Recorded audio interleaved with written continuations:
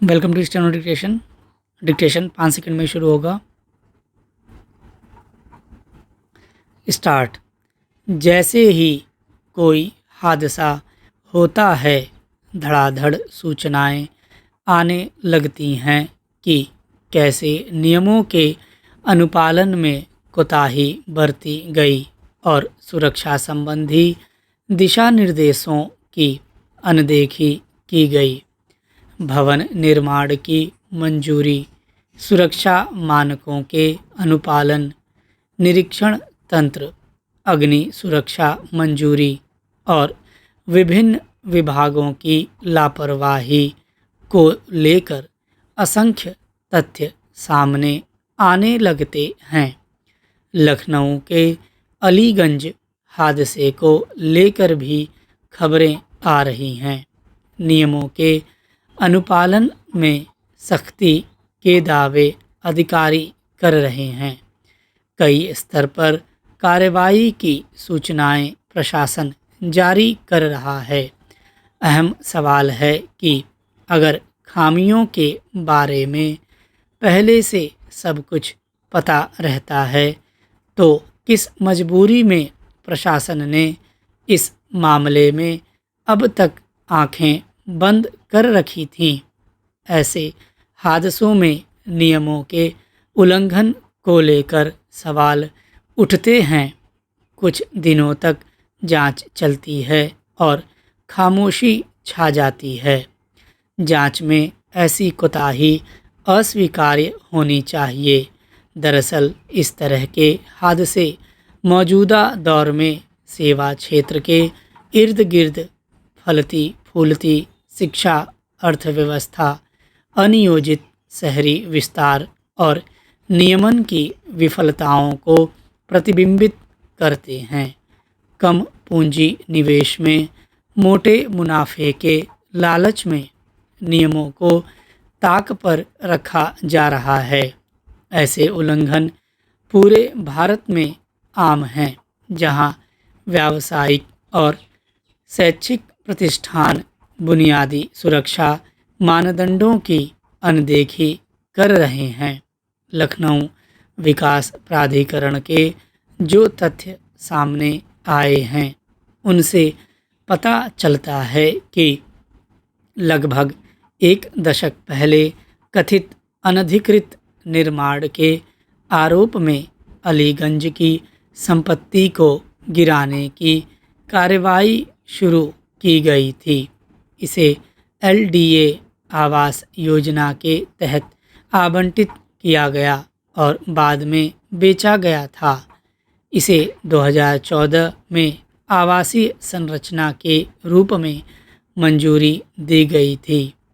LDA ने अवैध निर्माण का पता चलने पर मई 2016 में गिराने का आदेश जारी किया, लेकिन 2 महीने के भीतर ही आदेश वापस ले लिया। इन सवालों के जवाब सामने नहीं आए हैं कि विध्वंस के आदेश पर अमल क्यों नहीं हुआ, इसे वापस क्यों लिया गया। लखनऊ जैसे हादसे एक चिंताजनक परिपाटी का संकेत दे रहे हैं। अधिकांश योजनाओं और भवन उपनियमों में मिश्रित उपयोग वाले निर्माण की अनुमति दी जाती है, बशर्ते ऐसी इमारतें अग्नि सुरक्षा नियमों का पालन करती हों।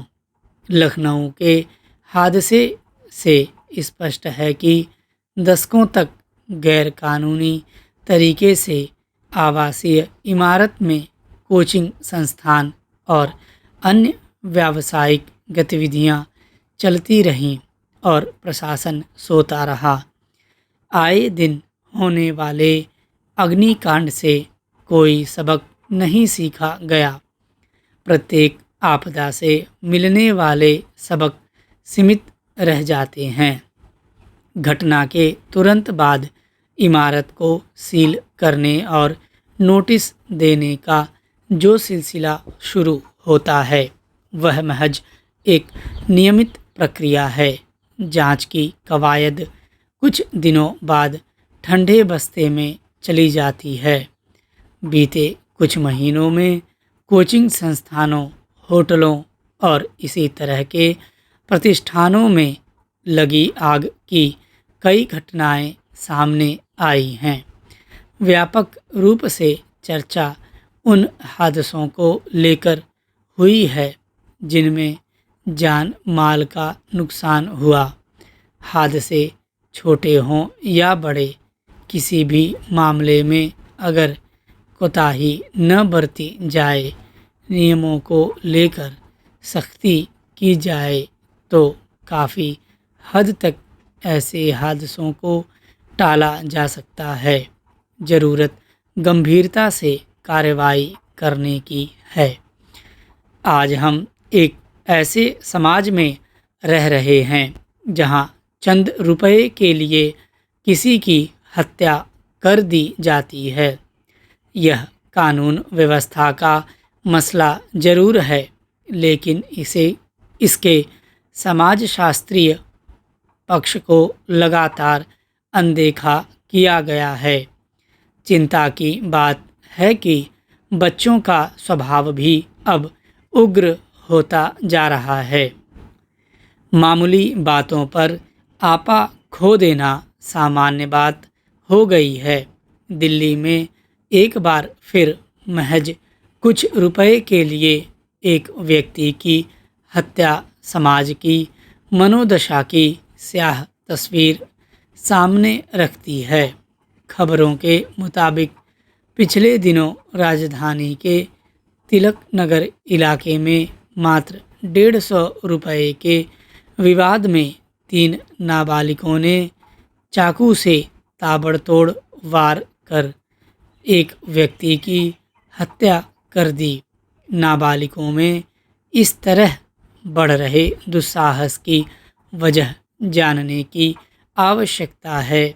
दिल्ली में स्थानीय निकाय से लेकर राज्य और केंद्र तक 3 इंजन की सरकार होने और पुख्ता सुरक्षा के दावों के बीच इस तरह की घटनाएं हो रही हैं तो स्थिति की गंभीरता का अंदाज़ा लगाया जा सकता है।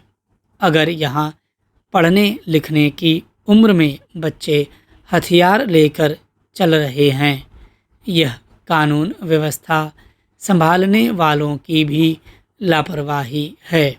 इस तरह के अपराध से नागरिकों के मन में असुरक्षा का बोध बढ़ेगा।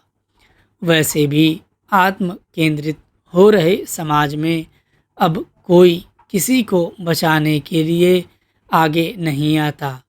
हालांकि तिलक नगर में हुई हत्या के मामले में आरोपी 3 किशोरों को दिल्ली पुलिस ने कुछ ही घंटे में पकड़ लिया, लेकिन सवाल है कि नाबालिगों के हाथों में चाकू जैसे घातक हथियार कैसे पहुंच रहे हैं।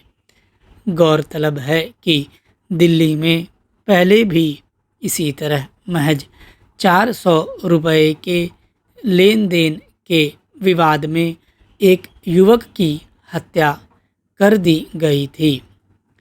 ताज़ा मामले में बताया गया कि पीड़ित ने जबरन एक किशोर से 150 रुपए लिए थे, जिसे वह वापस नहीं कर रहा था। इस तरह की घटनाओं से स्पष्ट है कि हम किशोरों को सामाजिक मूल्यों का पाठ नहीं पढ़ा पाए हैं। नाबालिगों में हिंसक प्रवृत्ति का बढ़ना पूरे समाज के लिए चेतावनी है। इसे रोकने के लिए कई स्तरों पर कदम उठाने की ज़रूरत है। आज हम एक ऐसे समाज में रह रहे हैं जहां चंद रुपए के लिए किसी की हत्या कर दी जाती है। यह कानून व्यवस्था का मसला जरूर है, लेकिन इसके समाजशास्त्रीय पक्ष को लगातार अनदेखा किया गया है। स्टॉप।